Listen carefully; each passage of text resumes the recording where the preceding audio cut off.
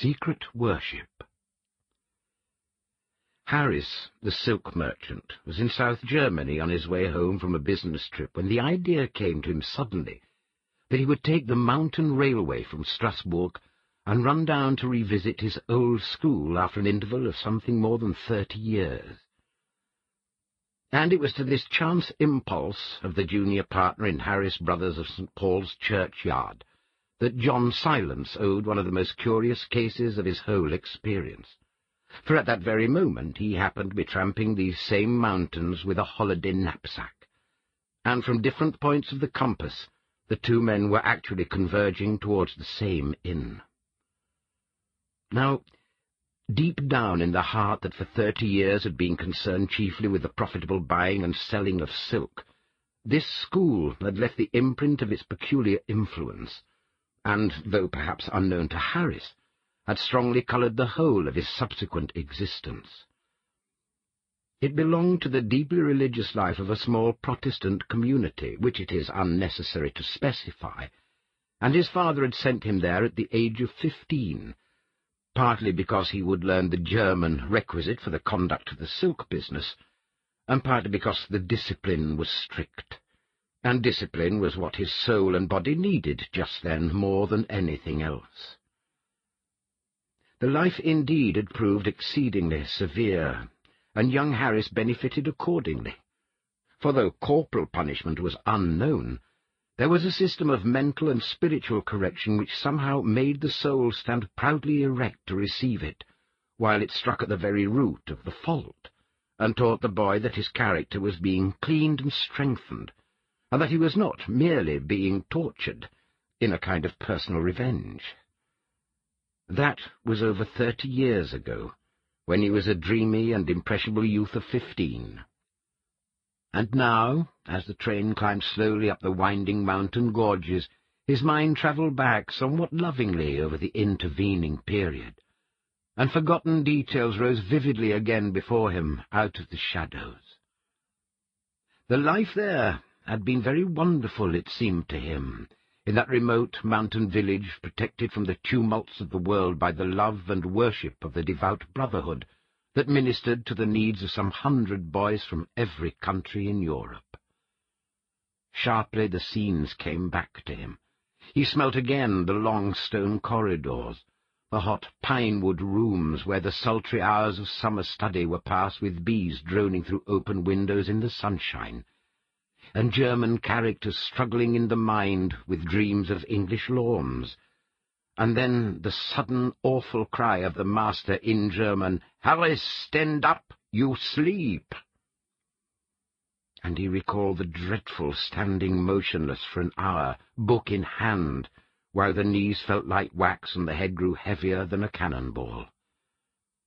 The very smell of the cooking came back to him, the daily sauerkraut, the watery chocolate on Sundays, the flavour of the stringy meat served twice a week at Mittagessen, and he smiled to think again of the half-rations that was the punishment for speaking English. The very odour of the milk bowls, the hot, sweet aroma that rose from the soaking peasant bread at the 6 o'clock breakfast, came back to him pungently, and he saw the huge Speisensaal, with the 100 boys in their school uniform, all eating sleepily in silence, gulping down the coarse bread and scalding milk in terror of the bell that would presently cut them short. And at the far end, where the master sat, he saw the narrow slit windows with a vista of enticing field and forest beyond. And this, in turn, made him think of the great barn-like room on the top floor where all slept together in wooden cots. And he heard in memory the clamour of the cruel bell that woke them on winter mornings at 5 o'clock, and summoned them to the stone-flagged Waschkammer, where boys and masters alike, after scanty and icy washing, dressed in complete silence.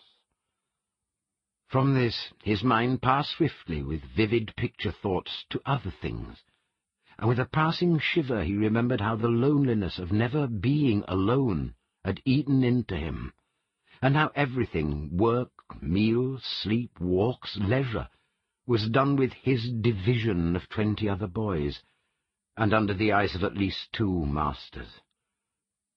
The only solitude possible was by asking for half an hour's practice in the cell-like music rooms, and Harris smiled to himself as he recalled the zeal of his violin studies.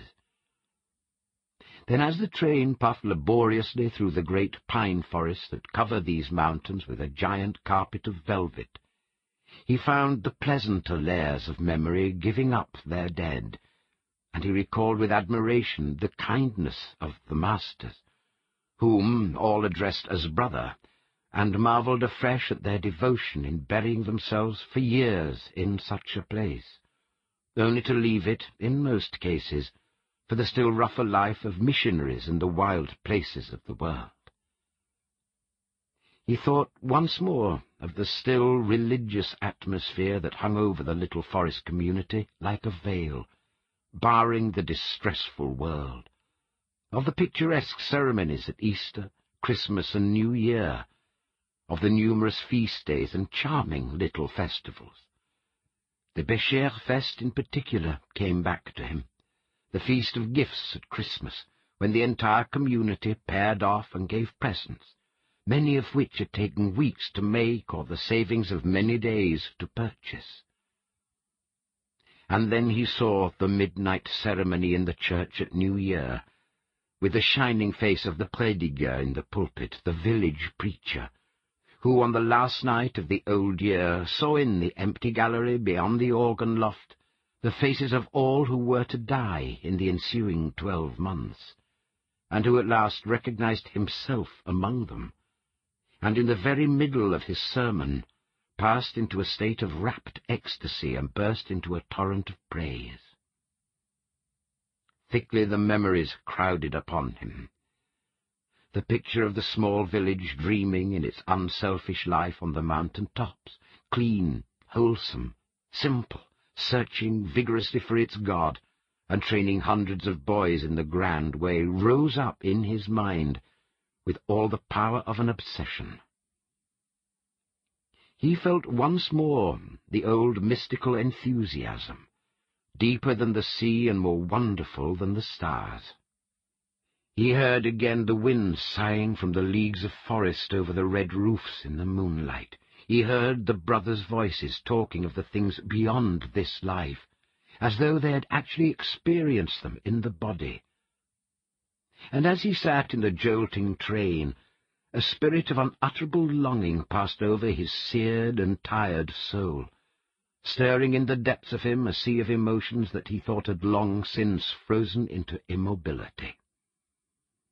And the contrast pained him, the idealistic dreamer then, the man of business now, so that a spirit of unworldly peace and beauty known only to the soul in meditation laid its feathered finger upon his heart, moving strangely the surface of the waters. Harris shivered a little, and looked out of the window of his empty carriage. The train had long passed Hornberg, and far below the streams tumbled in white foam down the limestone rocks.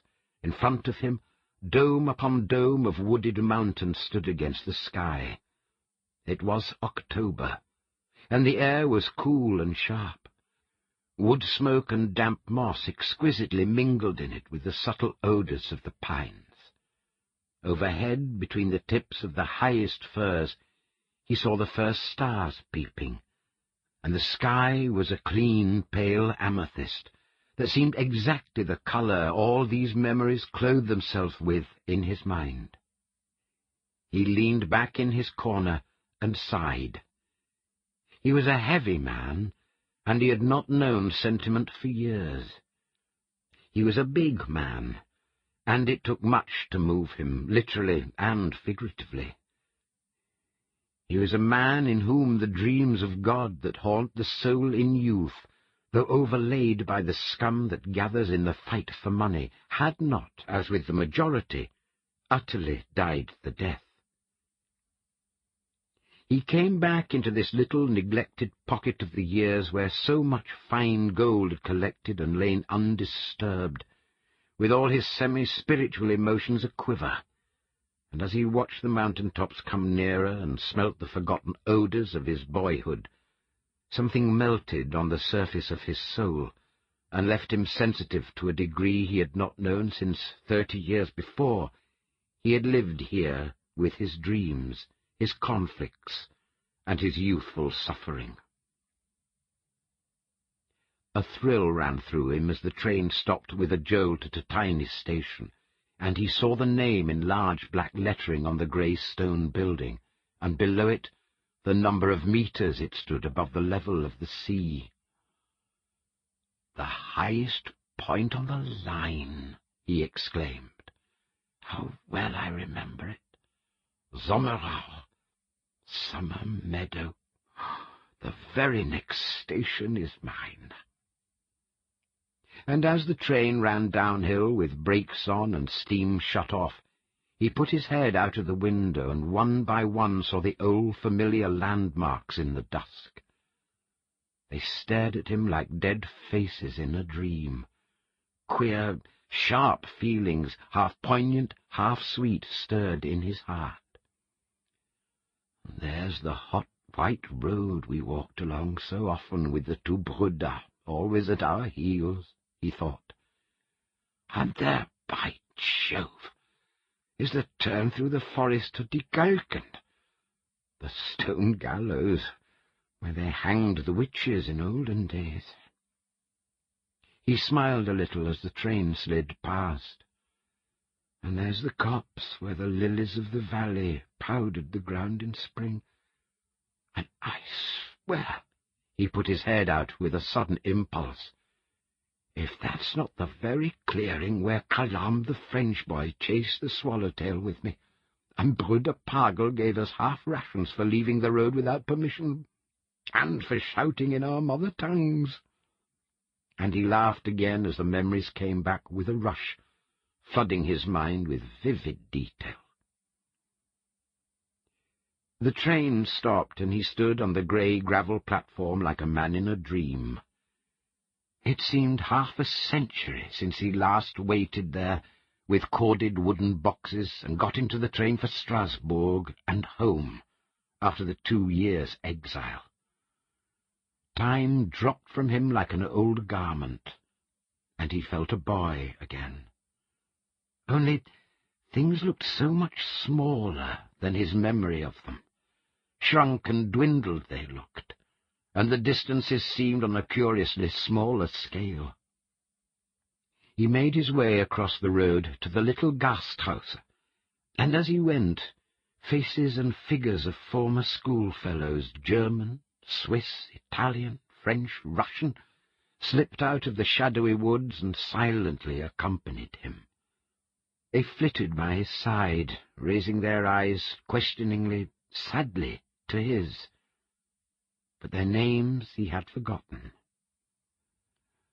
Some of the brothers, too, came with them, and most of these he remembered by name: Brüder Rost, Brüder Pagel, Brüder Schliemann, and the bearded face of the old preacher who had seen himself in the haunted gallery of those about to die, Brüder Geissen.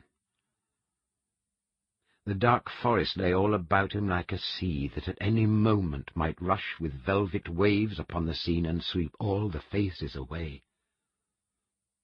The air was cool and wonderfully fragrant, but with every perfumed breath came also a pallid memory. Yet in spite of the underlying sadness inseparable from such an experience, it was all very interesting, and held a pleasure peculiarly its own, so that Harris engaged his room and ordered supper, feeling well pleased with himself, and intending to walk up to the old school that very evening. It stood in the centre of the community's village, some 4 miles distant through the forest, and he now recollected for the first time that this little Protestant settlement dwelt isolated in a section of the country that was otherwise Catholic. Crucifixes and shrines surrounded the clearing like the sentries of a beleaguering army. Once beyond the square of the village with its few acres of field and orchard, the forest crowded up in solid phalanxes, and beyond the rim of the trees began the country that was ruled by the priest of another faith. He vaguely remembered, too, that the Catholics had showed sometimes a certain hostility towards the little Protestant oasis that flourished so quietly and benignly in their midst. He had quite forgotten this. How trumpery it all seemed now, with his wide experience of life and his knowledge of other countries and the great outside world. It was like stepping back, not 30 years, but 300. There were only 2 others besides himself at supper. One of them, a bearded middle-aged man in tweeds, sat by himself at the far end, and Harris kept out of his way because he was English. He feared he might be in business, possibly even in the silk business, and that he would perhaps talk on the subject. The other traveller, however, was a Catholic priest. He was a little man who ate his salad with a knife, yet so gently that it was almost inoffensive, and it was the sight of the cloth that recalled his memory of the old antagonism. Harris mentioned, by way of conversation, the object of his sentimental journey, and the priest looked up sharply at him with raised eyebrows and an expression of surprise and suspicion that somehow piqued him. He ascribed it to his difference of belief.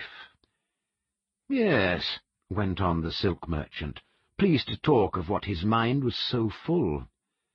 "And it was a curious experience for an English boy to be dropped down into a school of 100 foreigners.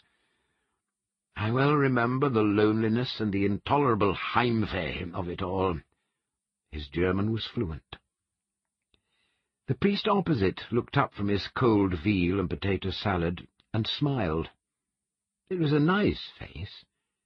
He explained quietly that he did not belong here, but was making a tour of the parishes of Württemberg and Baden. "It was a strict life," added Harris.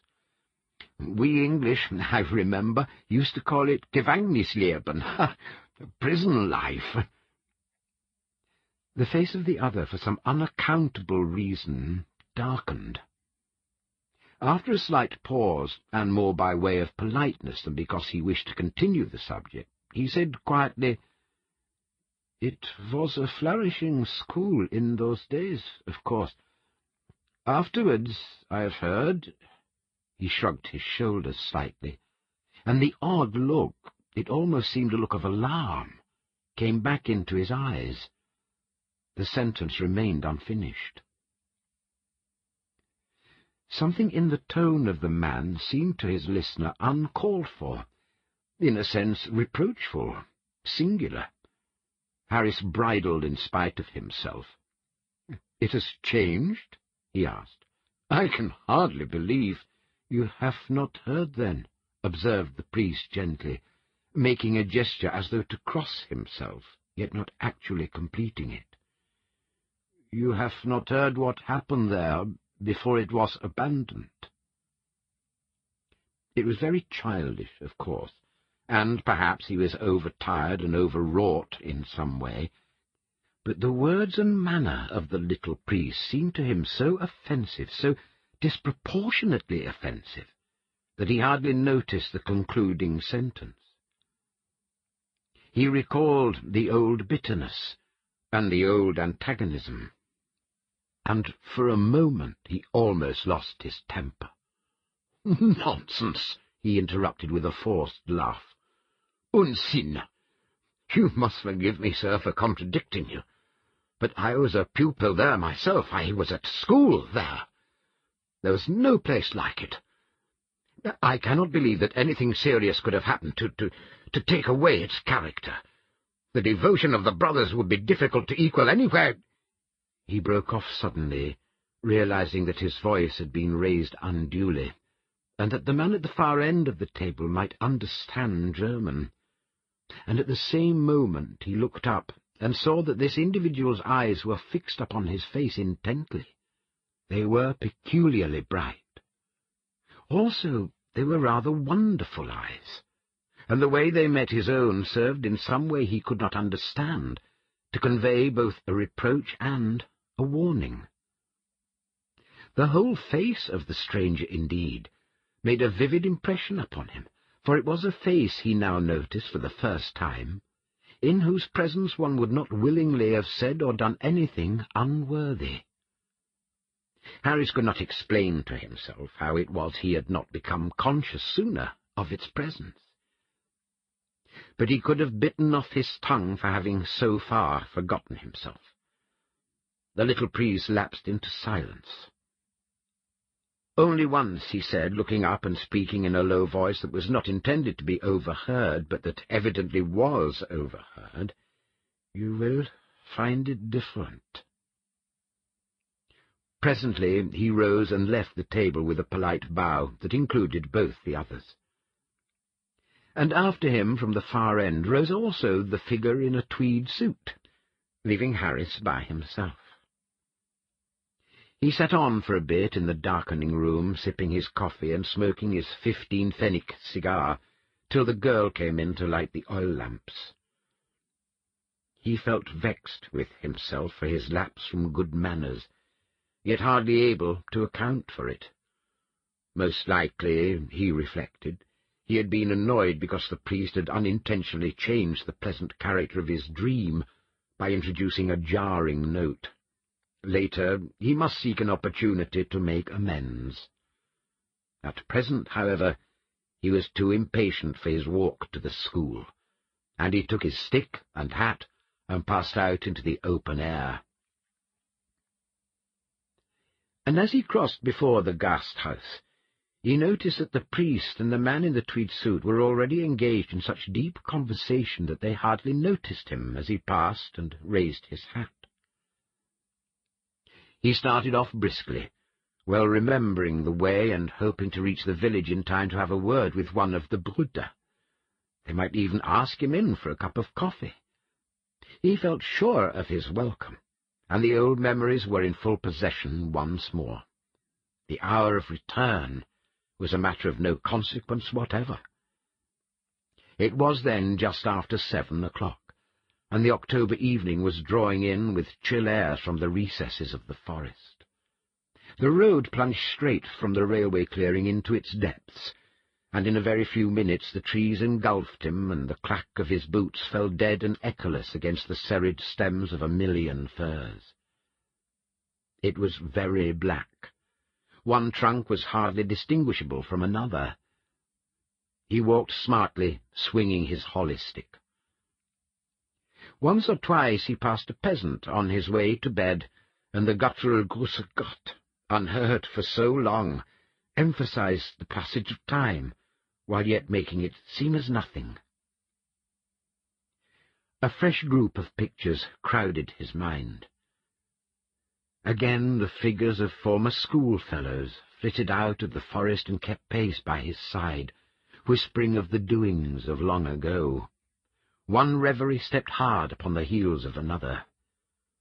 Every turn in the road, every clearing in the forest he knew, and each in turn brought forgotten associations to life. He enjoyed himself thoroughly. He marched on and on.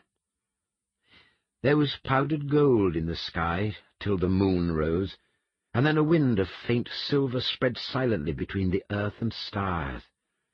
He saw the tips of the fir trees shimmer, and heard them whisper as the breeze turned their needles toward the light. The mountain air was indescribably sweet. The road shone like the foam of a river through the gloom. White moths flitted here and there like silent thoughts across his path, and 100 smells greeted him from the forest caverns across the years. Then, when he least expected it, the trees fell away abruptly on both sides, and he stood on the edge of the village clearing. He walked faster. There lay the familiar outlines of the houses, sheeted with silver. There stood the trees in the little central square with the fountain, and small green lawns. There loomed the shape of the church next to the Gasthof der Brüdergemeinde. And just beyond, dimly rising into the sky, he saw with a sudden thrill the mass of the huge school building, blocked castle-like with deep shadows in the moonlight, standing square and formidable to face him after the silence of more than a quarter of a century. He passed quickly down the deserted village street and stopped close beneath its shadow, staring up at the walls that had once held him prisoner for 2 years, 2 unbroken years of discipline and homesickness.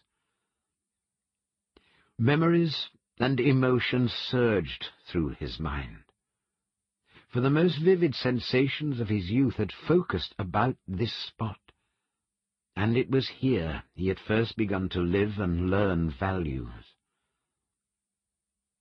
Not a single footstep broke the silence, though lights glimmered here and there through cottage windows.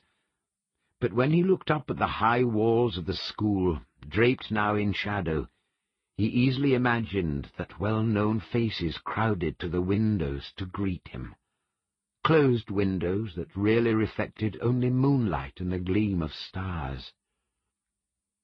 This, then, was the old school building, standing 4 square to the world, with its shuttered windows, its lofty tiled roof, and the spiked lightning conductors pointing like black and taloned fingers from the corners.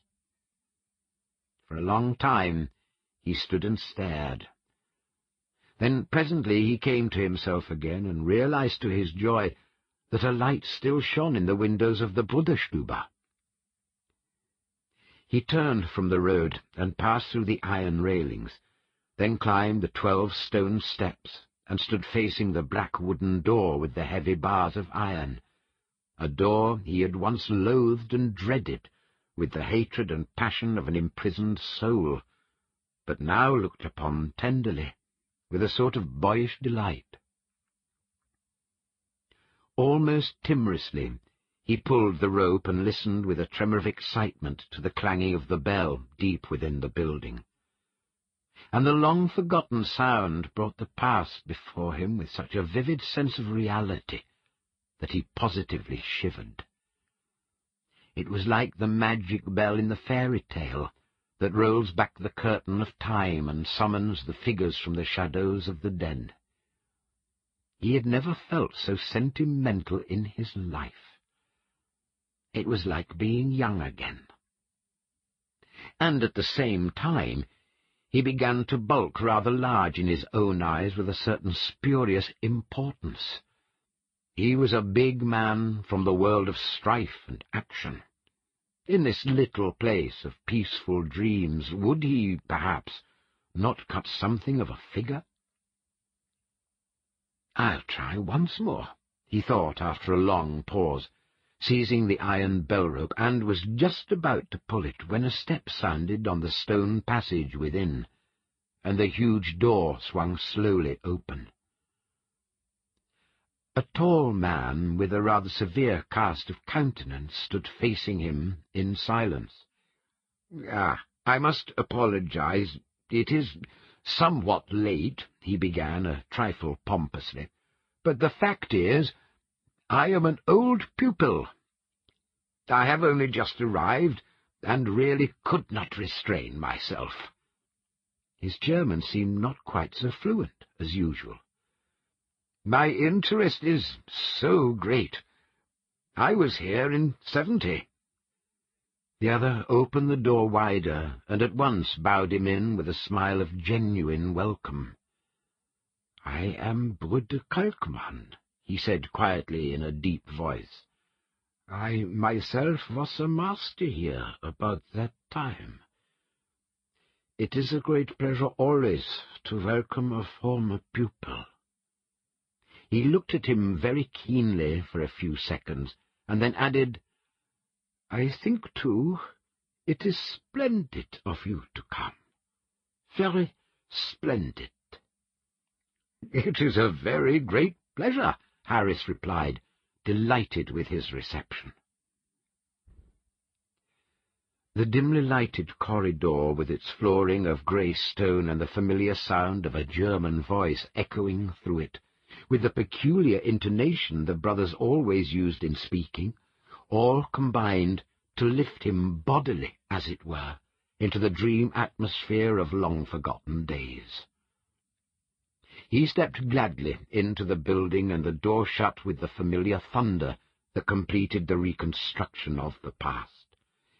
He almost felt the old sense of imprisonment, of aching nostalgia, of having lost his liberty.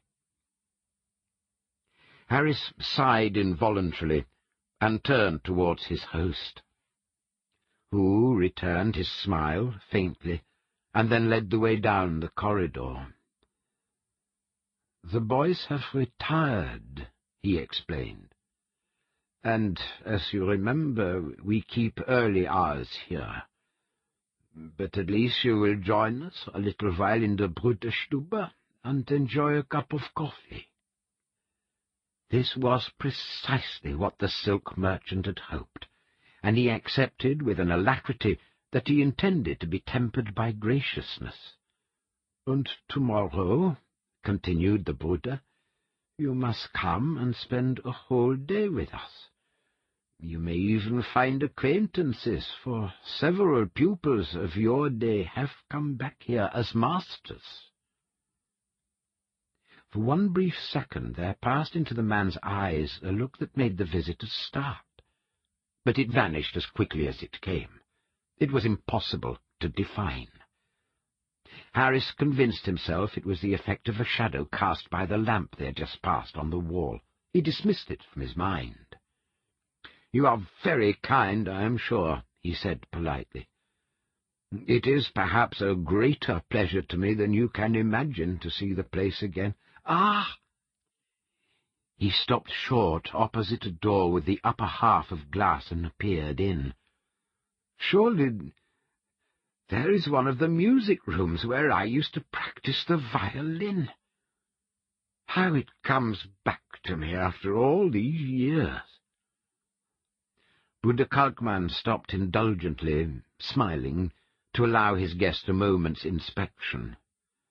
"Do you still have the boys' orchestra? I remember I used to play Zweite Geige in it. Bruder Schliemann conducted at the piano. Dear me! I can see him now with his long black hair and—" He stopped abruptly. Again the odd dark look passed over the stern face of his companion. For an instant it seemed curiously familiar. "We still keep up the pupils' orchestra," he said. "But, Bruder Schliemann, I am sorry to say—" He hesitated an instant, and then added, "Bruder Schliemann is dead." "Indeed, indeed," said Harris quickly. "I am sorry to hear it." He was conscious of a faint feeling of distress, but whether it arose from the news of his old music teacher's death or from something else, he could not quite determine. He gazed down the corridor that lost itself among shadows. In the street and village, everything had seemed so much smaller than he remembered. But here, inside the school building, everything seemed so much bigger. The corridor was loftier and longer, more spacious and vast than the mental picture he had preserved. His thoughts wandered dreamily for an instant. He glanced up and saw the face of the Buddha watching him with a smile of patient indulgence. "Your memories possess you," he observed gently, and the stern look passed into something almost pitying. "You are right," returned the man of silk. "They do. This was the most wonderful period of my whole life, in a sense. At the time I hated it." He hesitated, not wishing to hurt the brother's feelings. "According to English ideas, it seemed strict, of course," the other said persuasively, so that he went on. "Yes, partly that, and partly the ceaseless nostalgia and the solitude which came from never really being alone. In English schools the boys enjoy peculiar freedom, you know. Bruder Kalkmann, he saw, was listening intently. But it produced one result that I have never wholly lost, he continued self-consciously, and am grateful for. Ach, wieso denn? The constant inner pain threw me headlong into your religious life, so that the whole force of my being seemed to project itself towards the search for a deeper satisfaction, a real resting place for the soul. During my 2 years here, I yearned for God in my boyish way, as perhaps I have never yearned for anything since. Moreover, I have never quite lost that sense of peace and inward joy which accompanied the search. I can never quite forget this school and the deep things it taught me. He paused at the end of his long speech, and a brief silence fell between them. He feared he had said too much, or expressed himself clumsily in the foreign language. And when Bruder Kalkmann laid a hand upon his shoulder, he gave a little involuntary start. So that my memories, perhaps, do possess me rather strongly, he added apologetically. And this long corridor, these rooms, that barred and gloomy front door, all touch chords that... His German failed him, and he glanced at his companion with an explanatory smile and gesture.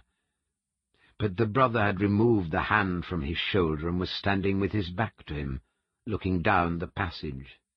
Natürlich so, he said hastily, without turning round. Es ist doch selbstverständlich. We shall all understand. Then he turned suddenly, and Harry saw that his face had turned most oddly and disagreeably sinister. It may only have been the shadows again playing their tricks with the wretched oil lamps on the wall, for the dark expression passed instantly as they retraced their steps down the corridor. But the Englishman somehow got the impression that he had said something to give offence, something that was not quite to the other's taste. Opposite the door of the Bruderstube they stopped. Harris realized that it was late, and he had possibly stayed talking too long. He made a tentative effort to leave, but his companion would not hear of it. "You must have a cup of coffee with us," he said firmly, as though he meant it. "And my colleagues will be delighted to see you. Some of them will remember you, perhaps." The sound of voices came pleasantly through the door, men's voices talking together. Bruder Kalkmann turned the handle, and they entered a room ablaze with light and full of people. "Ah, but your name," he whispered, bending down to catch the reply. "You have not told me your name yet." "Harris," said the Englishman quickly as they went in. He felt nervous as he crossed the threshold, but ascribed the momentary trepidation to the fact that he was breaking the strictest rule of the whole establishment, which forbade a boy under severest penalties to come near this holy of holies where the masters took their brief leisure. "Ah, yes, of course, Harris," repeated the other, as though he remembered it. "Come in, Herr Harris, come in, please. Your visit will be immensely appreciated. It is really very fine, very wonderful of you to have come in this way." The door closed behind them, and in the sudden light which made his sight swim for a moment, the exaggeration of the language escaped his attention. He heard the voice of Bruder Kalkmann introducing him. He spoke very loud, indeed unnecessarily, absurdly loud, Harris thought. "Brothers," he announced, "it is my pleasure and privilege to introduce you to Herr Harris from England, He has just arrived to make us a little visit, and I have already expressed to him, on behalf of us all, the satisfaction we feel that he is here. He was, as you remember, a pupil in the year 70. It was a very formal, a very German introduction, but Harris rather liked it. It made him feel important, and he appreciated the tact that made it almost seem as though he had been expected. The black forms rose and bowed. Harris bowed. Kalkmann bowed. Everyone was very polite and very courtly. The room swam with moving figures. The light dazzled him after the gloom of the corridor. There was thick cigar smoke in the atmosphere.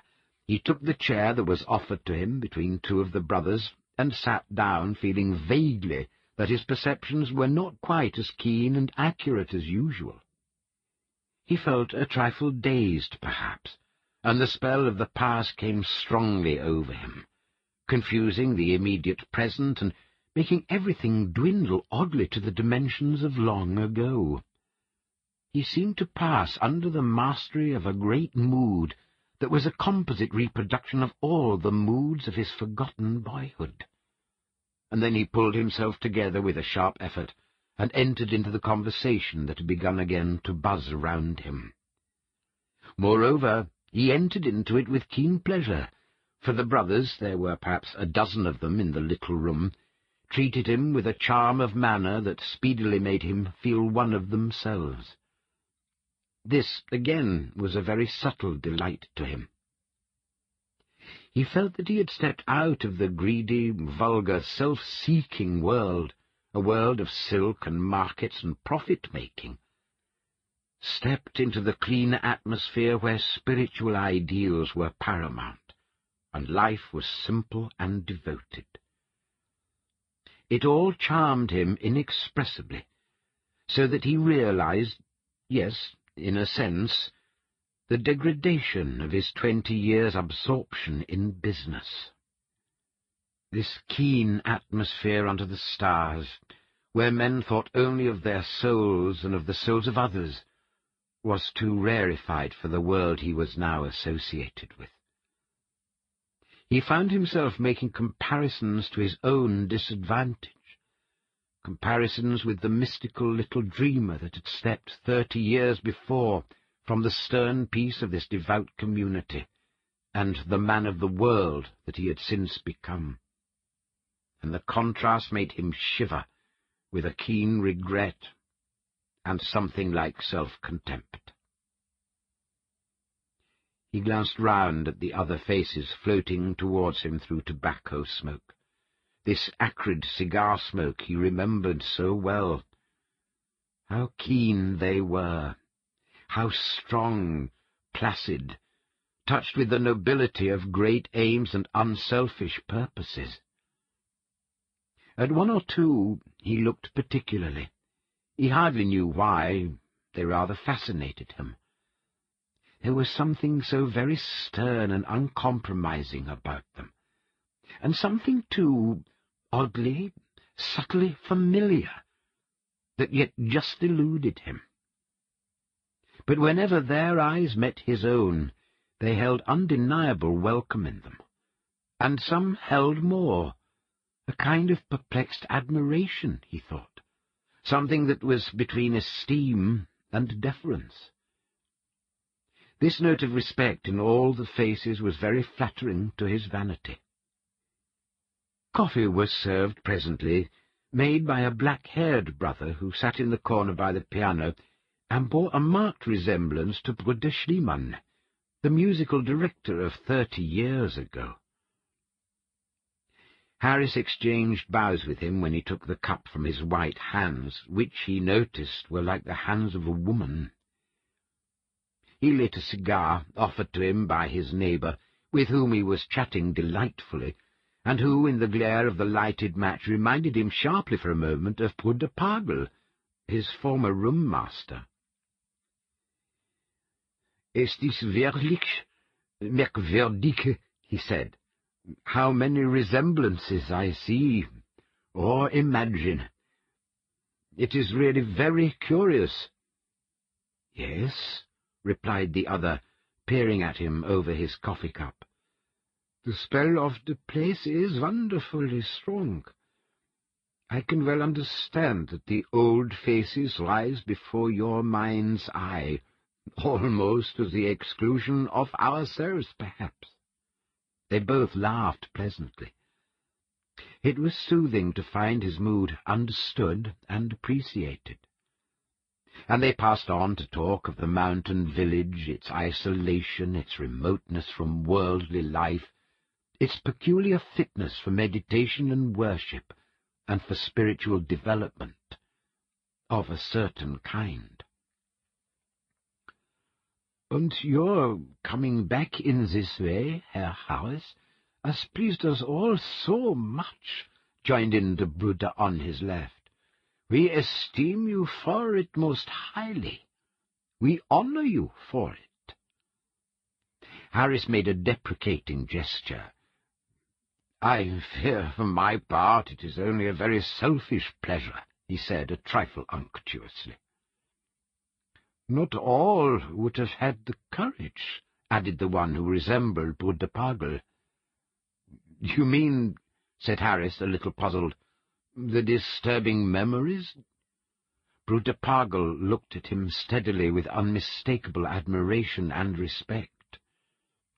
"I mean that most men hold so strongly to life, and can give up so little for their beliefs," he said gravely. The Englishman felt slightly uncomfortable. These worthy men really made too much of his sentimental journey. Besides, the talk was getting a little out of his depth. He hardly followed it. "The worldly life still has some charms for me," he replied, smiling, as though to indicate that sainthood was not yet quite within his grasp. "All the more, then, must we honor you for so freely coming," said the brother on his left, "so unconditionally."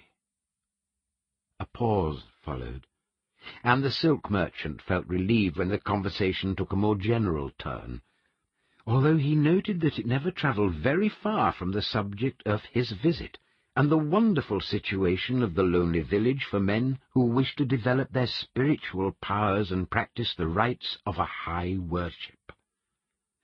Others joined in, complimenting him on his knowledge of the language, making him feel utterly at his ease, yet at the same time a little uncomfortable by the excess of their admiration. After all, it was such a very small thing to do, this sentimental journey. The time passed along quickly. The coffee was excellent, the cigars soft, and of the nutty flavour he loved. At length, fearing to outstay his welcome, he rose reluctantly to take his leave. But the others would not hear of it. It was not often a former pupil returned to visit them in this simple, unaffected way. The night was young. If necessary, they could even find him a corner in the great Schlafzimmer upstairs. He was easily persuaded to stay a little longer. Somehow he had become the centre of the little party. He felt pleased, flattered, honoured. "And perhaps Bruder Schliemann will play something for us now." It was Kalkmann speaking, and Harris started visibly as he heard the name and saw the black-haired man by the piano turn with a smile. For Schliemann was the name of his old music director who was dead. Could this be his son? They were so exactly alike. "If Bruder Meyer has not put his Amati to bed, I will accompany him," said the musician suggestively, looking across at a man whom Harris had not yet noticed, and who he now saw was the very image of a former master of that name. Meyer rose and excused himself with a little bow, and the Englishman quickly observed that he had a peculiar gesture, as though his neck had a false join on the body, just below the collar, and feared it might break. Meyer of old had this trick of movement. He remembered how the boys used to copy it. He glanced sharply from face to face, feeling as though some silent, unseen process were changing everything about him. All the faces seemed oddly familiar. Pagel, the brother he had been talking with, was, of course, the image of Pagel, his former room-master. And Kalkmann, he now realized for the first time, was the very twin of another master whose name he had quite forgotten, but whom he used to dislike intensely in the old days. And through the smoke, peering at him from the corners of the room, he saw that all the brothers about him had the faces he had known and lived with long ago. Rost, Flugheim, Meinert, Riegel, Geissen. He stared hard, suddenly grown more alert, and everywhere saw, or fancied he saw, strange likenesses, ghostly resemblances. More, the identical faces of years ago. There was something queer about it all, something not quite right, something that made him feel uneasy. He shook himself mentally and actually, blowing the smoke from before his eyes with a long breath, and as he did so he noticed to his dismay that everyone was fixedly staring. They were watching him. This brought him to his senses. As an Englishman and a foreigner, he did not wish to be rude or do anything to make himself foolishly conspicuous and spoil the harmony of the evening. He was a guest, and a privileged guest at that. Besides, the music had already begun. Bruder Schliemann's long white fingers were caressing the keys to some purpose. He subsided into his chair and smoked, with half-closed eyes that yet saw everything. But the shudder had established itself in his being, and whether he would or not, it kept repeating itself. As a town, far up some inland river, feels the pressure of the distant sea, so he became aware that mighty forces from somewhere beyond his ken were urging themselves up against his soul in this smoky little room. He began to feel exceedingly ill at ease. And as the music filled the air, his mind began to clear. Like a lifted veil, there rose up something that had hitherto obscured his vision. The words of the priest at the railway inn flashed across his brain unbidden. You will find it different. And also, though why he could not tell, he saw mentally the strong, rather wonderful eyes of that other guest at the supper table, the man who had overheard his conversation and had later got into earnest talk with the priest. He took out his watch and stole a glance at it. 2 hours had slipped by. It was already 11 o'clock. Schliemann, meanwhile, utterly absorbed in his music, was playing a solemn measure. The piano sang marvellously. The power of a great conviction, the simplicity of great art, the vital spiritual message of a soul that had found itself, all this and more were in the chords.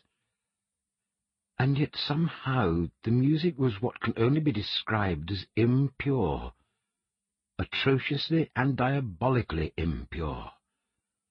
And the piece itself, although Harris did not recognize it as anything familiar, was surely the music of a mass, huge, majestic, sombre. It stalked through the smoky room with a slow power like the passage of something that was mighty, yet profoundly intimate.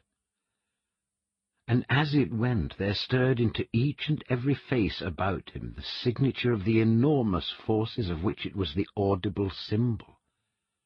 The countenances round him turned sinister, but not idly negatively sinister. They grew dark with purpose. He suddenly recalled the face of Bruder Kalkmann in the corridor earlier in the evening. The motives of their secret souls rose to the eyes and mouths and foreheads and hung there for all to see, like the black banners of an assembly of ill-starred and fallen creatures. Demons was the horrible word that flashed through his brain like a sheet of fire. When this sudden discovery leapt out upon him for a moment, he lost his self-control. Without waiting to think and weigh his extraordinary impression, he did a very foolish, but a very natural thing. Feeling himself irresistibly driven by the sudden stress of some kind of action, he sprang to his feet and screamed. To his own utter amazement, he stood up and shrieked aloud. But no one stirred. No one apparently took the slightest notice of his absurdly wild behaviour. It was almost as if no one but himself had heard the scream at all, as though the music had drowned it and swallowed it up, as though, after all, perhaps, he had not really screamed as loudly as he imagined, or had not screamed at all. Then, as he glanced at the motionless, dark faces before him, something of utter cold passed into his being, touching his very soul. All emotion cooled suddenly, leaving him like a receding tide. He sat down again, ashamed, mortified, angry with himself for behaving like a fool and a boy. And the music, meanwhile, continued to issue from the white and snake-like fingers of Bruder Schliemann, as poisoned wine might issue from the weirdly fashioned necks of antique phials. And, with the rest of them, Harris drank it in. Forcing himself to believe that he had been the victim of some kind of illusory perception, he vigorously restrained his feelings. Then the music presently ceased, and everyone applauded and began to talk at once, laughing, changing seats, complimenting the player, and behaving naturally and easily as though nothing out of the way had happened.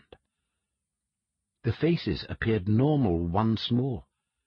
The brothers crowded round their visitor, and he joined in their talk, and even heard himself thanking the gifted musician.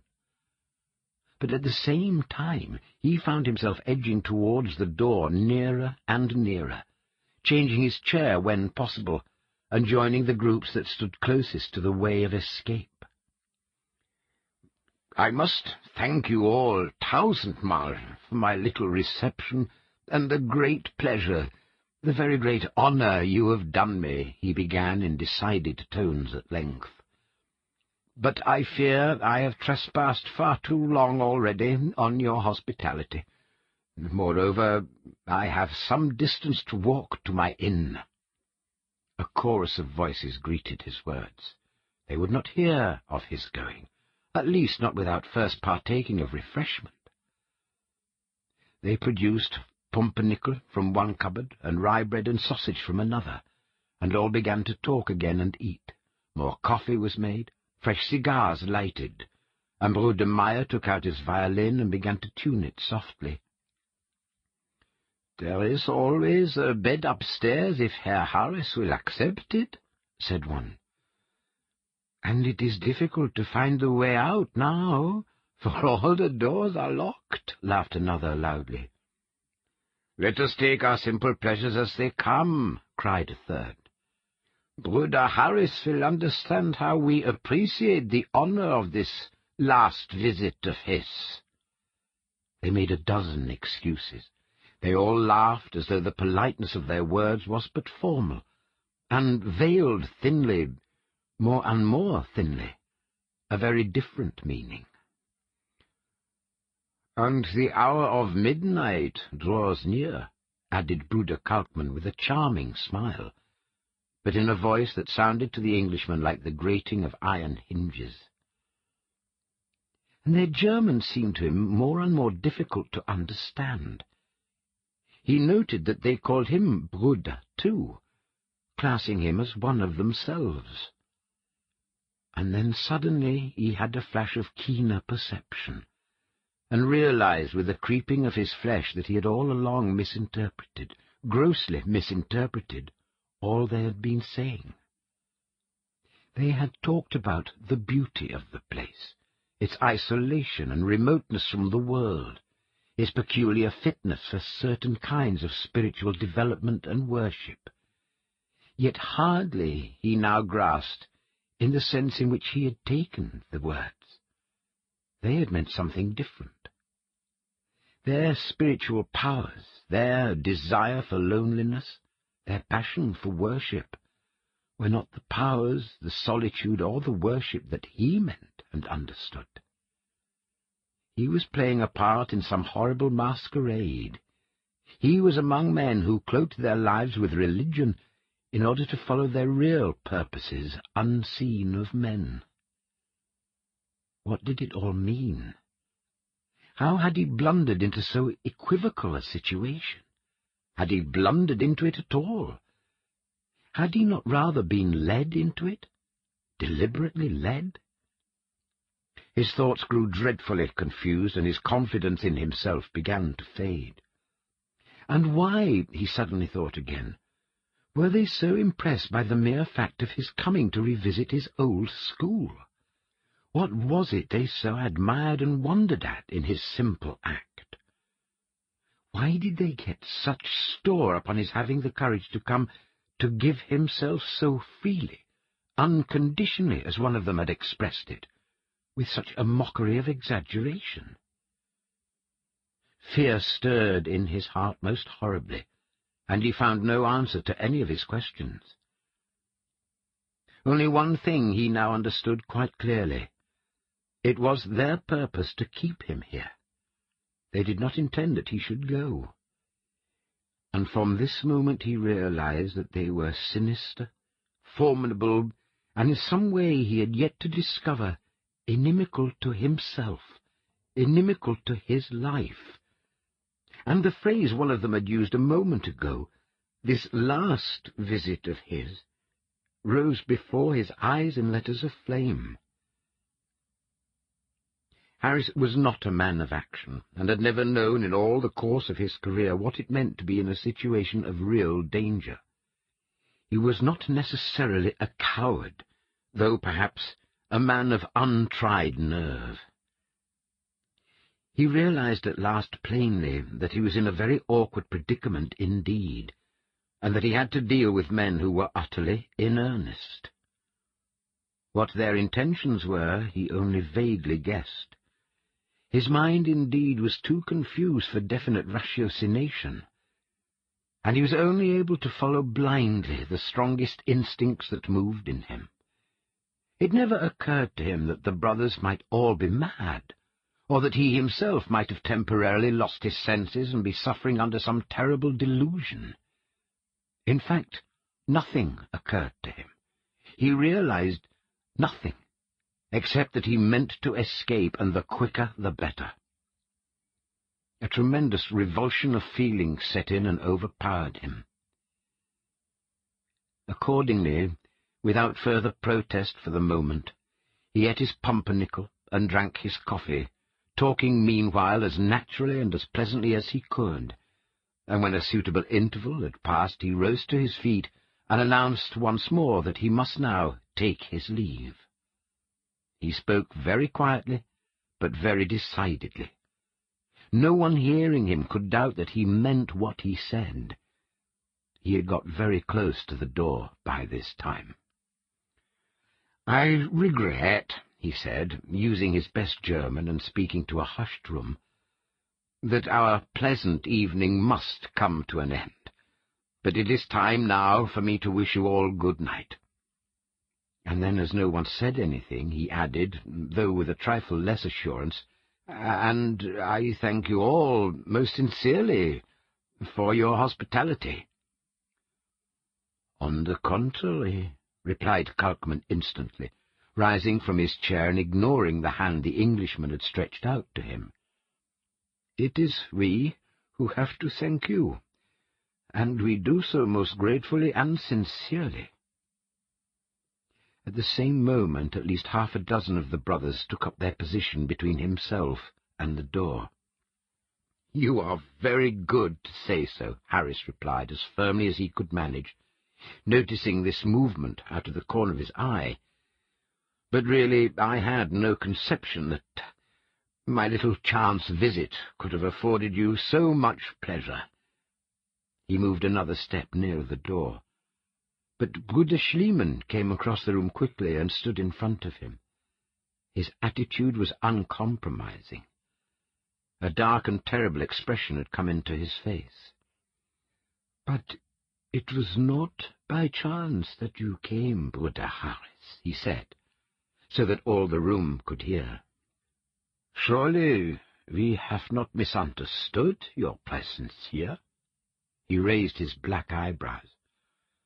"No, no," the Englishman hastened to reply. I am delighted to be here. I told you what pleasure it gave me to find myself among you. Do not misunderstand me, I beg." His voice faltered a little, and he had difficulty in finding the words. More and more, too, he had difficulty in understanding their words. "Of course," interposed Bruder Kalkmann in his iron bass, "we have not misunderstood. You have come back in the spirit of true and unselfish devotion. You offer yourself freely, and we all appreciate it. It is your willingness and nobility that have so completely won our veneration and respect." A faint murmur of applause ran round the room.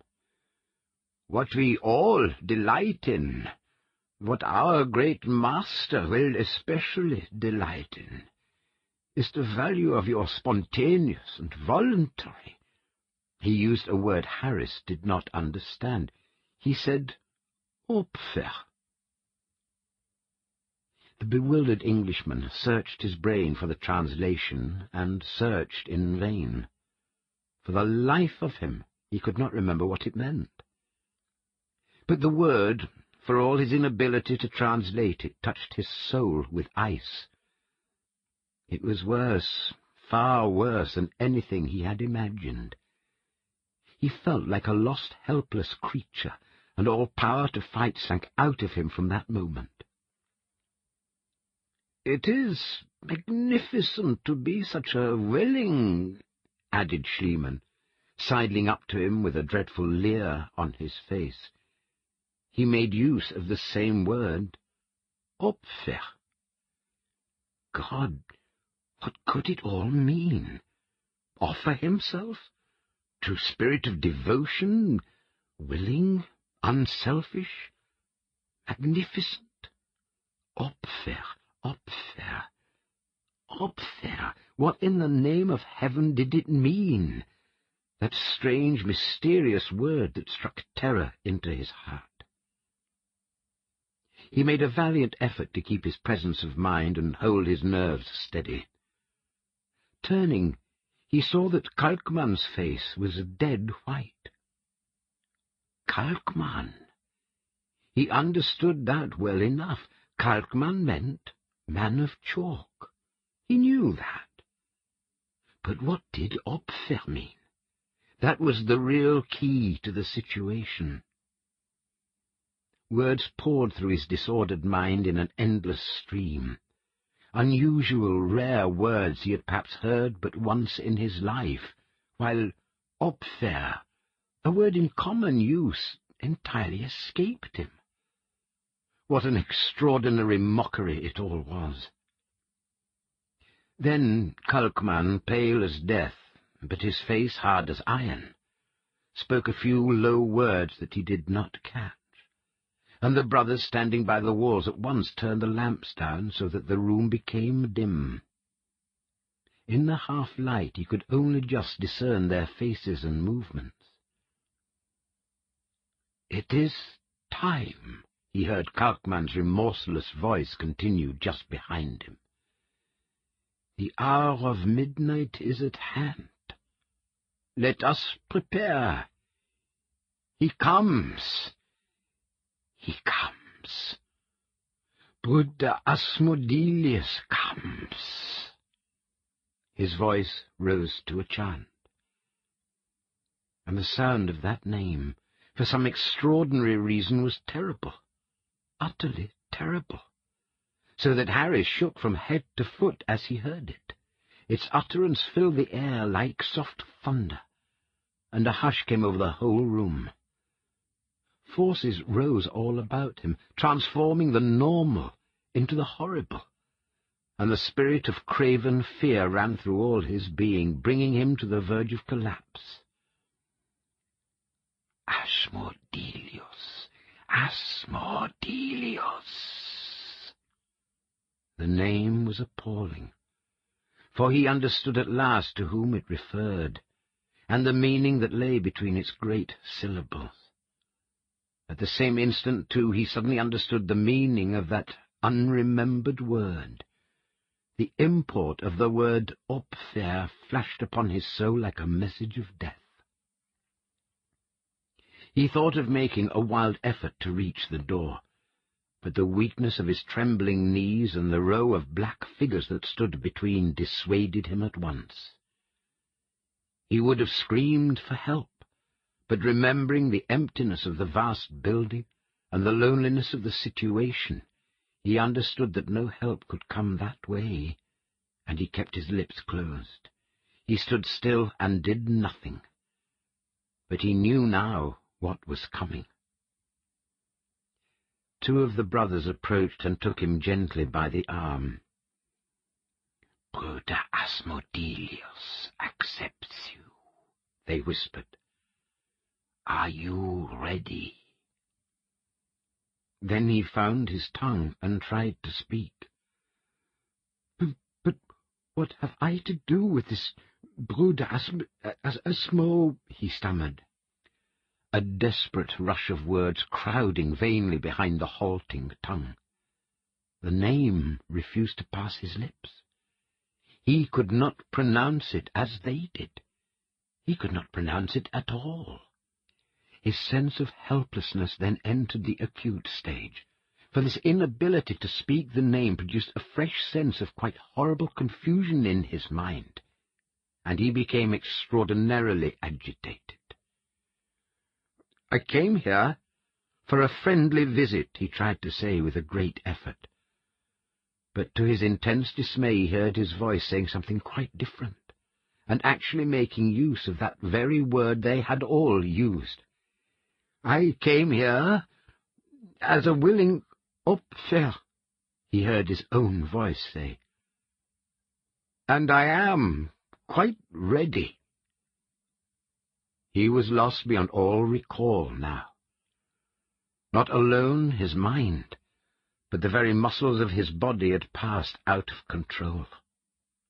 He felt that he was hovering in the confines of a phantom or demon world, a world in which the name they had spoken constituted the master name, the word of ultimate power. What followed he heard and saw as in a nightmare.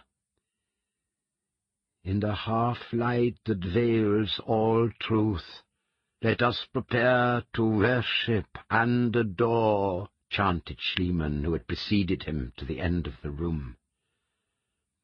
"In the mists that protect our faces before the black throne, let us make ready the willing victim," echoed Kalkmann in his great bass. They raised their faces, listening expectantly, as a roaring sound like the passing of mighty projectiles filled the air, far, far away, very wonderful, very forbidding. The walls of the room trembled. "He comes, he comes, he comes," chanted the brothers in chorus. The sound of roaring died away, and an atmosphere of still and utter cold established itself over all. Then Kalkmann, dark and unutterably stern, turned in the dim light and faced the rest. "Asmodeus, our Hauptbruder is about us," he cried in a voice that, even while it shook, was yet a voice of iron. Asmodeus is about us. Make ready." There followed a pause in which no one stirred or spoke. A tall brother approached the Englishman, but Kalkman held up his hand. "Let the eyes remain uncovered," he said, "in honor of so freely giving himself." And to his horror, Harris then realized for the first time that his hands were already fastened to his sides. The brother retreated again silently, and in the pause that followed all the figures about him dropped to their knees, leaving him standing alone. And as they dropped, in voices hushed with mingled reverence and awe, they cried softly, odiously, appallingly, the name of the being whom they momentarily expected to appear. Then, at the end of the room, where the window seemed to have disappeared so that he saw the stars, there rose into view, far up against the night sky, grand and terrible, the outline of a man. A kind of grey glory enveloped it, so that it resembled a steel-case statue, immense, imposing, horrific in its distant splendor, while at the same time the face was so spiritually mighty, yet so proudly, so austerely sad, that Harris felt as he stared that the sight was more than his eyes could meet, and that in another moment the power of vision would fail him altogether, and he must sink into utter nothingness. So remote and inaccessible hung this figure that it was impossible to gauge anything as to its size, yet at the same time so strangely close that when the grey radiance from its mightily broken visage, august and mournful, beat down upon his soul, pulsing like some dark star with the powers of spiritual evil, he felt almost as though he were looking into the face no farther removed from him in space than the face of any one of the brothers who stood by his side. And then the room filled and trembled with sounds that Harris understood full well were the failing voices of others who had preceded him in a long series down the years. There came first a plain, sharp cry, as of a man in the last anguish, choking for his breath, and yet with the very final expiration of it, breathing the name of the worship of the dark being who rejoiced to hear it. The cries of the strangled, the short running gasp of the suffocated, and the smothered gurgling of the tightened throat. All these and more echoed back and forth between the walls, the very walls in which he now stood a prisoner, a sacrificial victim. The cries, too, not alone of the broken bodies, but far worse, of beaten, broken souls. And as the ghastly chorus rose and fell, there came also the faces of the lost and unhappy creatures to whom they belonged. And against that curtain of pale grey light he saw float past him in the air an array of white and piteous human countenances that seemed to beckon and gibber at him as though he were already one of themselves. Slowly, too, as the voices rose and the pallid crew sailed past, that giant form of grey descended from the sky and approached the room that contained the worshippers and their prisoner. Hands rose and sank about him in the darkness, and he felt that he was being draped in other garments than his own. A circlet of ice seemed to run about his head, while round the waist enclosing the fastened arms he felt a girdle tightly drawn. At last, about his very throat, there ran a soft and silken touch which, better than if there had been full light and a mirror held to his face, he understood to be the cord of sacrifice and of death. At this moment the brothers, still prostrate upon the floor, began again their mournful yet impassioned chanting, and as they did so a strange thing happened. For apparently, without moving or altering its position, the huge figure seemed at once and suddenly to be inside the room, almost beside him, and to fill the space around him to the exclusion of all else. He was now beyond all ordinary sensations of fear. Only a drab feeling as of death, the death of the soul, stirred in his heart. His thoughts no longer even beat vainly for escape. The end was near, and he knew it.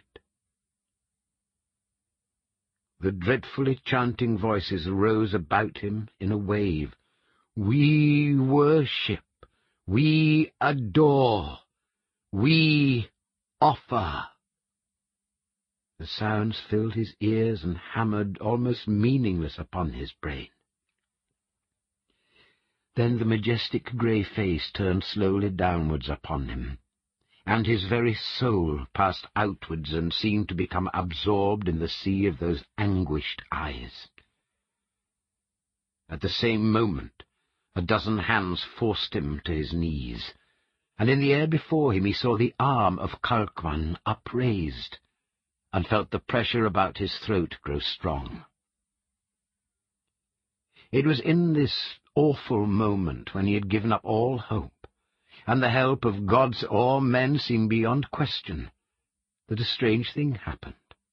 For before his fading and terrified vision there slid, as in a dream of light, yet without apparent rhyme or reason, wholly unbidden and unexplained, the face of that other man at the supper-table of the railway inn.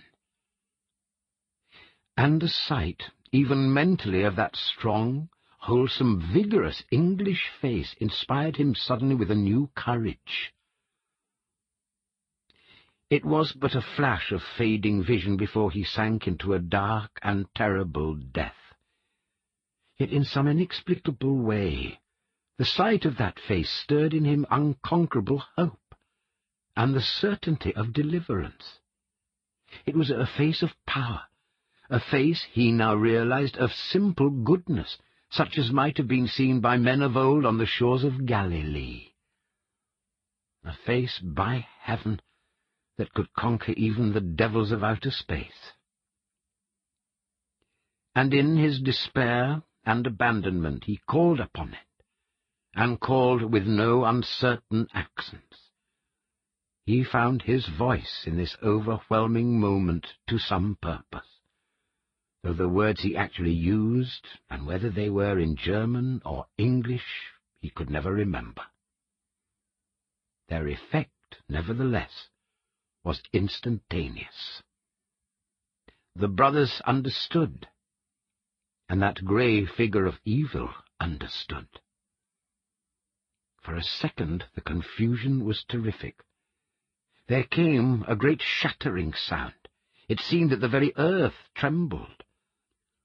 But all Harris remembered afterwards was that voices rose about him in the clamour of terrified alarm. A man of power is among us, a man of God. The vast sound was repeated, the rushing through space as of huge projectiles, and he sank to the floor of the room unconscious. The entire scene had vanished like smoke over the roof of a cottage when the wind blows. And by his side sat down a slight, un-German figure, the figure of the stranger at the inn, the man who had the rather wonderful eyes. When Harris came to himself, he felt cold. He was lying under the open sky, and the cool air of field and forest was blowing upon his face. He sat up and looked about him. The memory of the late scene was still horribly in his mind, but no vestige of it remained. No walls or ceiling enclosed him. He was no longer in a room at all. There were no lamps turned low, no cigar smoke, no black forms of sinister worshippers, no tremendous grey figure hovering beyond the windows. Open space was about him, and he was lying on a pile of bricks and mortar, his clothes soaked with dew, and the kind stars shining brightly overhead. He was lying bruised and shaken among the heaped-up debris of a ruined building. He stood up and stared about him. There, in the shadowy distance, lay the surrounding forest, and here, close at hand, stood the outline of the village buildings. But underfoot, beyond question, lay nothing but the broken heaps of stones that betokened a building long since crumbled to dust. Then he saw that the stones were blackened, and that great wooden beams, half burnt, half rotten, made lines through the general debris. He stood then among the ruins of a burnt and shattered building, the weeds and nettles proving conclusively that it had lain thus for many years. The moon had already set behind the encircling forest, but the stars that spangled the heavens threw enough light to enable him to make quite sure of what he saw. Harris, the silk merchant, stood among these broken and burnt stones and shivered. Then he suddenly became aware that out of the gloom a figure had risen and stood beside him. Peering at him, he thought he recognized the face of the stranger at the railway inn. "Are you real?" he asked in a voice he hardly recognized as his own. "More than real. I am friendly," replied the stranger. "I followed you up here from the inn." Harris stood and stared for several minutes without adding anything. His teeth chattered. The least sound made him start. But the simple words in his own language, and the tone in which they were uttered, comforted him inconceivably. "You're English, too.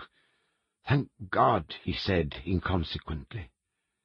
"These German devils—" He broke off and put a hand to his eyes. "But what's become of them all? And the room, and—" The hand travelled down to his throat and moved nervously round his neck. He drew a long, long breath of relief. "Did I dream everything?" "Everything?" he said distractedly. He stared wildly about him, and the stranger moved forward and took his arm. "Come," he said soothingly, yet with a trace of command in the voice. "We will move away from here. The high road or even the woods will be more to your taste, for we are standing now on one of the most haunted and most terribly haunted spots of the whole world." He guided his companion's stumbling footsteps over the broken masonry until they reached the path, the nettles stinging their hands, and Harris feeling his way like a man in a dream. Passing through the twisted iron railing, they reached the path, and thence made their way to the road shining white in the night. Once safely out of the ruins, Harris collected himself and turned to look back. "But how is it possible?" he exclaimed, his voice still shaking. "How can it be possible? When I came in here, I saw the building in the moonlight. They opened the door. I saw the figures and heard the voices and touched their very hands, and saw their damned black faces. Saw them far more plainly than I see you now." He was deeply bewildered. The glamour was still upon his eyes with a degree of reality stronger than the reality even of normal life. Was I so utterly deluded? Then suddenly the words of the stranger, which he had only half heard or understood, returned to him. "Haunted?" he asked, looking hard at him. "Haunted, did you say?" He paused in the roadway and stared into the darkness where the building of the old school had first appeared to him. But the stranger hurried him forward. "We shall talk more safely farther on," he said. "I followed you from the inn the moment I realized where you'd gone. When I found you, it was 11 o'clock. 11 o'clock, said Harris, remembering with a shudder. I saw you drop. I watched over you till you recovered consciousness of your own accord, and now I am here to guide you safely back to the inn. I have broken the spell, the glamour." "I owe you a great deal, sir," interrupted Harris again, beginning to understand something of the stranger's kindness. "But I don't understand it at all. I feel dazed and shaken." His teeth still chattered, and spells of violent shivering passed over him from head to foot. He found that he was clinging to the other's arm. In this way they passed beyond the deserted and crumbling village, and gained the high road that led homewards through the forest.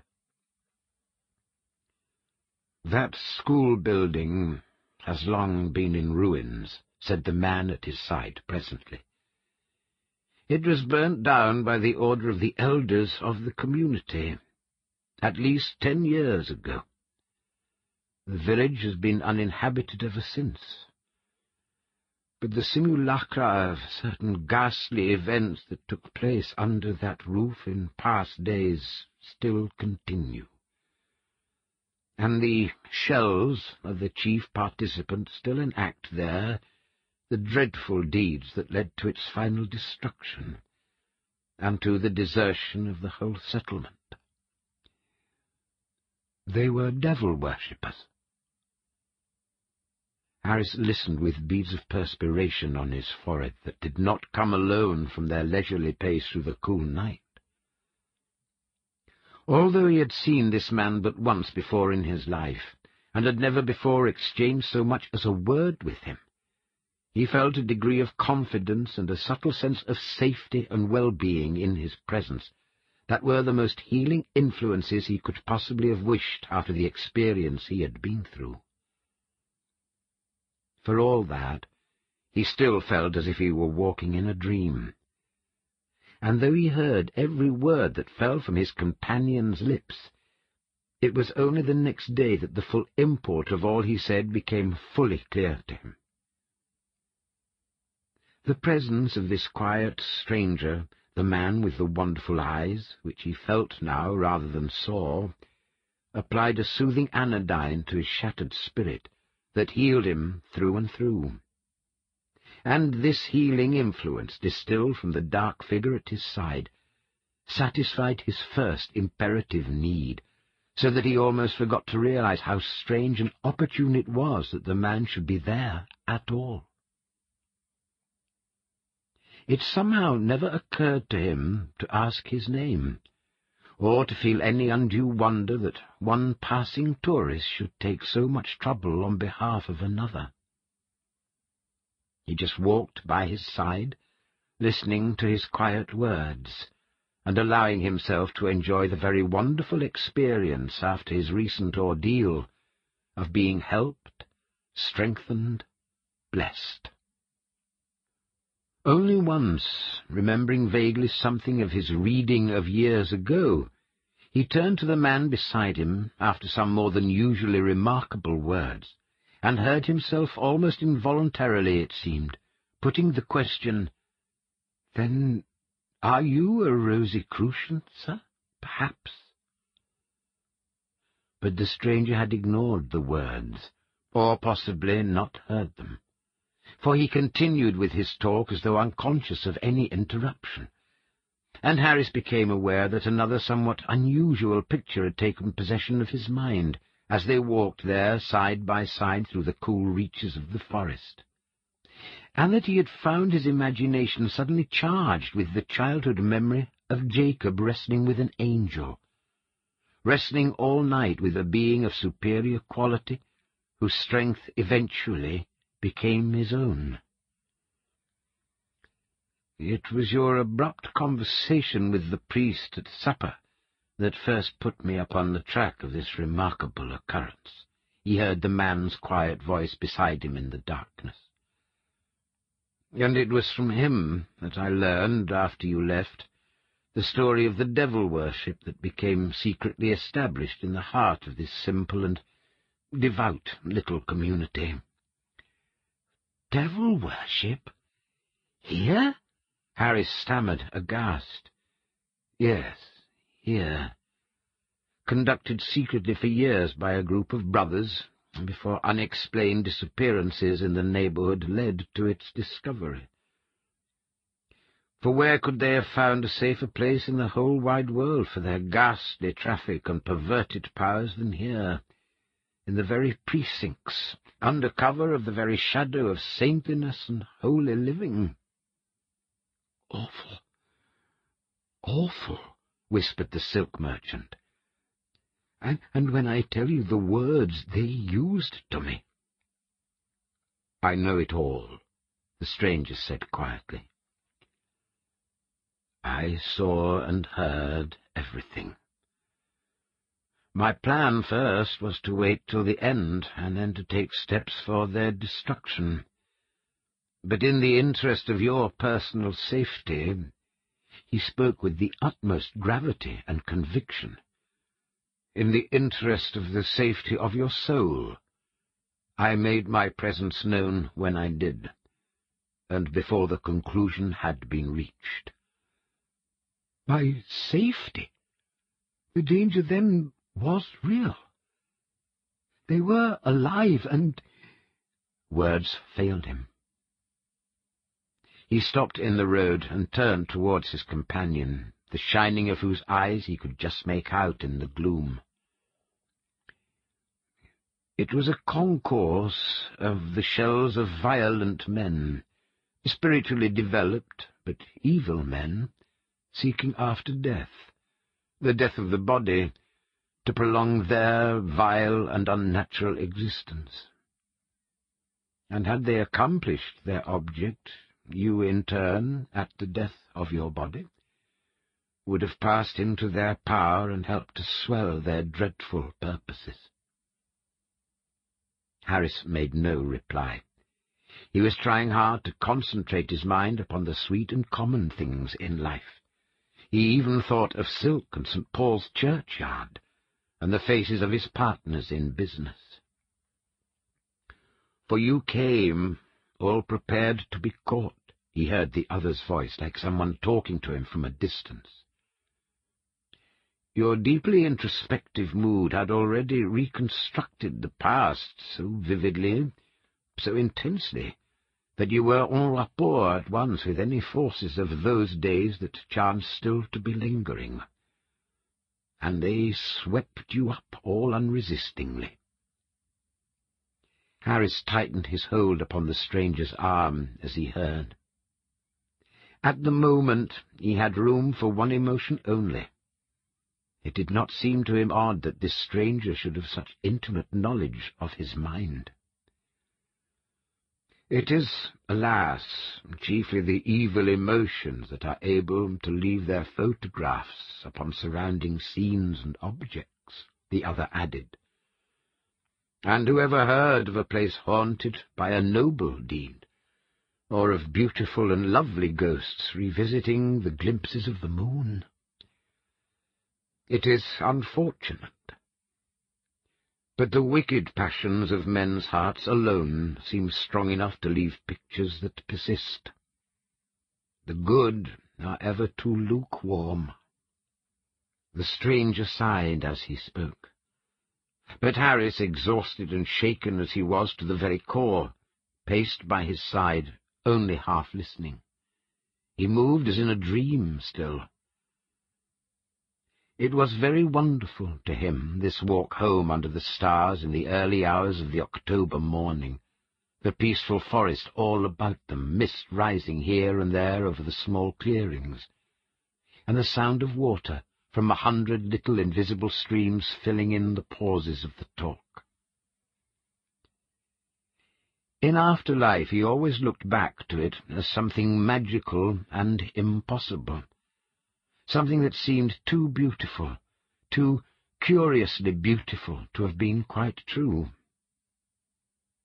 And though at the time he heard and understood but a quarter of what the stranger said, it came back to him afterwards, staying with him till the end of his days, and always with a curious haunting sense of unreality, as though he had enjoyed a wonderful dream of which he could recall only faint and exquisite portions. But the horror of the earlier experience was effectually dispelled, and when they reached the railway inn, somewhere about 3 o'clock in the morning, Harris shook the stranger's hand gratefully, effusively, meeting the look of those rather wonderful eyes with a full heart, and went up to his room thinking in a hazy, dream-like way of the words with which the stranger had brought their conversation to an end as they left the confines of the forest. And if thought and emotion can persist in this way so long after the brain that sent them forth has crumbled into dust, how vitally important it must be to control their very birth in the heart, and guard them with the keenest possible restraint. But Harris, the silk merchant, slept better than might have been expected, and with a soundness that carried him halfway through the day. And when he came downstairs and learned that the stranger had already taken his departure, he realized with keen regret that he had never once thought of asking his name. "Yes, he signed the visitor's book," said the girl in reply to his question. And he turned over the blotted pages and found there the last entry, in a very delicate and individual handwriting: John Silence, London.